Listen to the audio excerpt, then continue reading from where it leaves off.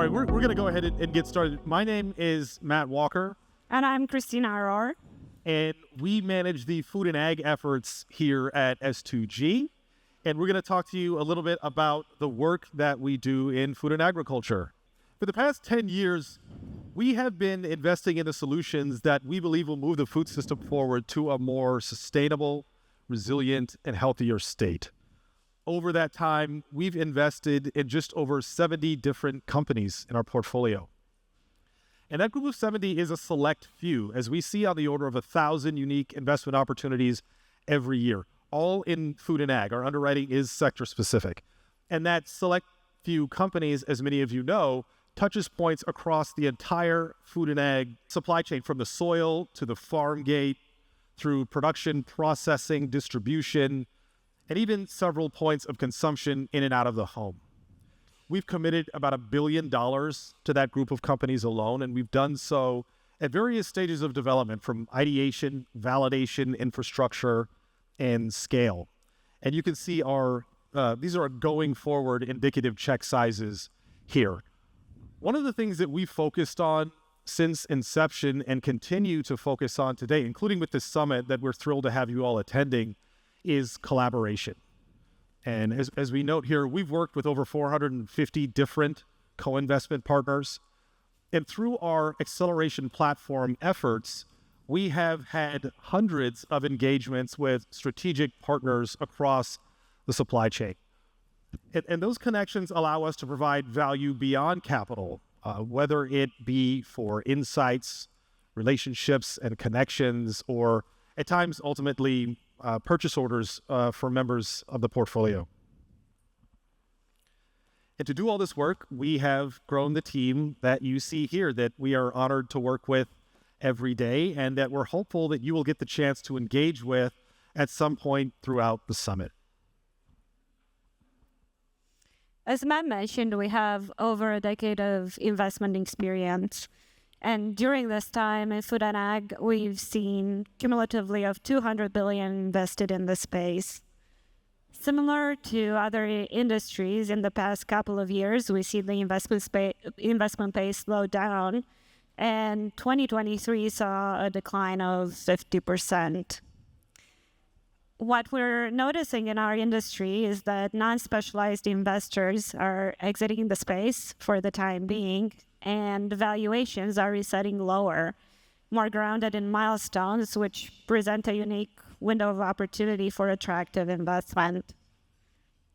Looking long term, we see a confluence of factors that make investing in food and ag not just an opportunity, but also a necessity. And this is particularly relevant in the context where corporate R&D spend is declining.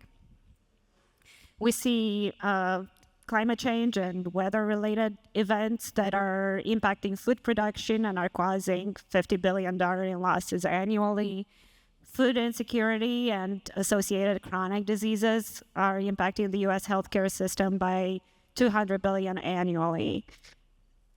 These are just a few examples of the massive critical problems that we are working to solve, and we're excited to invest in companies that are working on these critical issues.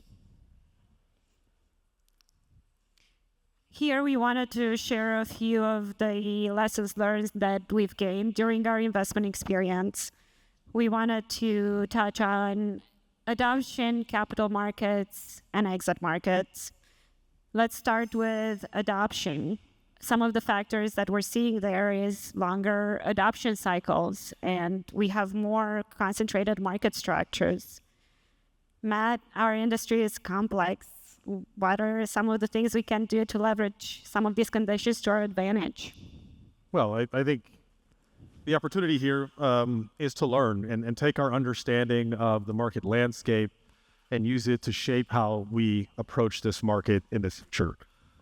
We've been patient investors, had 10 years of experience with a sector-specific focus, and food and ag investing for impact has allowed us to learn a great deal about what works, but has also given us an insider's perspective into how to engage with industry and how to navigate policy and regulatory realities within food and ag. as it relates to capital markets, we've had some challenges in this arena as well.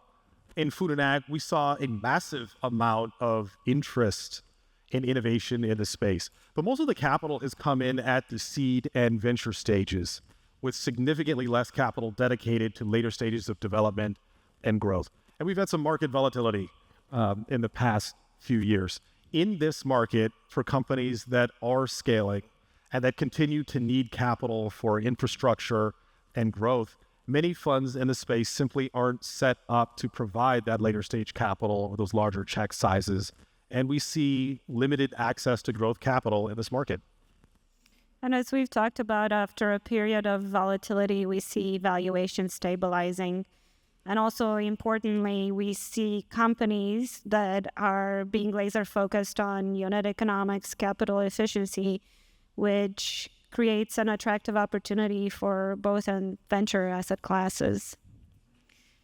Looking at exit, in recent history, the IPO market has underperformed, but looking forward, we feel positive about the exit prospects in the sector. And Matt will share more about that. Yeah, I think the opportunity here is to build great companies. And this is where I go back to the acceleration platform work. We've had countless conversations with leadership across food and agriculture, including in the C-suites and on boards of some of the leading companies in the space. And they allow us to understand more about not just how to engage with industry, but what makes an attractive asset or target in the space. And we believe that with a measured approach that meets the industry where it is and principally focuses on the traditional fundamental operating and valuation metrics, innovators in the space can achieve attractive returns via trade sale or public market event in the coming years.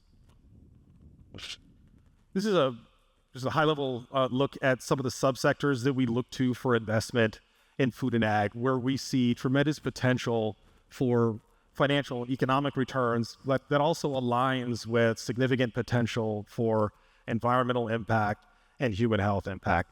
We're not going to go into all of these today in any detail, but we're going to highlight a couple of them briefly, and you'll see some of them reflected in the content for the remainder of the food and ag track over the next hour or two. So first, food and health. Food is health. There's a lot of debate around the nomenclature of food, nutrition, medicine, and healthcare. But what we're talking about is the way that the food that we eat impacts our human health. We see clearly that food plays a critical role in determining a variety of human health outcomes, both at the individual and population level. We also see that two historically disconnected systems, the food system and the healthcare system, are having to pay attention to each other in a way that perhaps they didn't to the same extent in the past. So where are we today? Some of the stats on the left. Healthcare is expensive for all of us. We are getting older, we are getting larger, and we are having to cope with some of the diseases of old age, diseases of inflammation that require a consistent approach to care and that require an approach to dietary management that the food and healthcare systems are not optimized for today. And if we continue down this path, the cost of healthcare will continue to be more expensive and prohibitively so, with the top 5 diet-related chronic illnesses costing the U.S. hundreds of billions of dollars a year today. And at the same time, these are still two disconnected systems. As you see there, healthcare providers get very little training or education on nutrition. The good news here is that more notice is being paid to this issue. And from the consumer's perspective, we understand food is impacting our health. We're starting to vote more with our pocketbooks. We're also seeing greater spending on programs for nutrition, hunger, weight management, and certainly some in the healthcare and pharmaceutical space are benefiting from some of this. And an interesting, somewhat relevant stat is that Novo Nordisk, the Dutch company behind Ozempic, has a market cap that has surpassed the entire Danish GDP of around $400 billion. So We at S2G see a variety of opportunities to participate in helping drive this convergence toward better human health outcomes, and specifically the opportunity to understand more about the food that we eat and its impact on our health, but to take that understanding to change the way that we produce, market, and deliver our food. On the right here are some of the levers that portfolio companies are pulling to help drive that change. So where are we going? This appears to be a bit of an eye chart here. A lot of this is about access and affordability, but we also want to call your attention to the mapping of plant and human interaction, or the mapping of food and human interaction. The more we can understand, the more we can optimize. And so what's the economic case here? Why should we invest? We consider that we are producing vast quantities of macronutrients at food input prices. And at the same time, alongside those are a variety of micronutrients, some known, some unknown. And we are learning more and more that some of those micronutrients have an outsized role to play in affecting specific human health outcomes. Yeah. But the value of those micronutrients is not priced in, and the supply chain for their production and distribution to the ultimate consumer is not optimized. The more we learn about how much value is in the food that we produce and the specific impact on human health, the more we can better align higher value resources with higher value use cases. And we see a tremendous economic opportunity in doing so. And as it relates to the channel and how food is delivered and paid for, we believe food will increasingly be a larger part of the healthcare equation and the healthcare product suite. And we think that means that the payer may participate to a greater extent in providing affordable nutrition to their membership. And if the payer has greater costs, there's perhaps greater incentive for optimization. We also think participating in that optimization process is a large financial opportunity. So we think some of the groundwork is being laid now, and over the next decade, we will see a greater convergence that promotes better human health outcomes, but also provides significant financial opportunities. Another topic we're going to delve in today is AI and digitalization. And we view that data and AI can have a profound impact on the efficiency and profitability of the food system. Agriculture has moved from being very data poor to now an abundance of data. And IoT surveys show that we can have as much as 2 billion data points per farm per day. As we look into the next phase of technological advancements, we're moving from simply collecting the data to building powerful models on top of that to drive decision-making. Yeah. And I'll highlight two areas. One is in genomics, and the second one is in precision ag. Okay. In genomics, we have increased exponentially the amount of data that we have collected.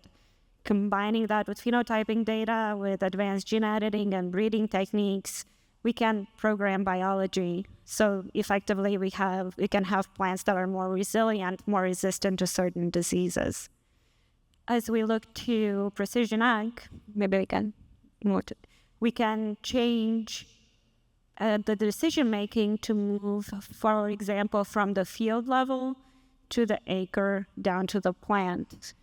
And there are approximately 66 million plants on a commercial large farm of about 2,000 acres. There is an abundance of data that can be collected and can be analyzed and can drive this type of decision-making. What is the use case? We view the use case as being very compelling, both in terms of yield enhancement, but also in terms of reducing inputs that also have incredible environmental benefits.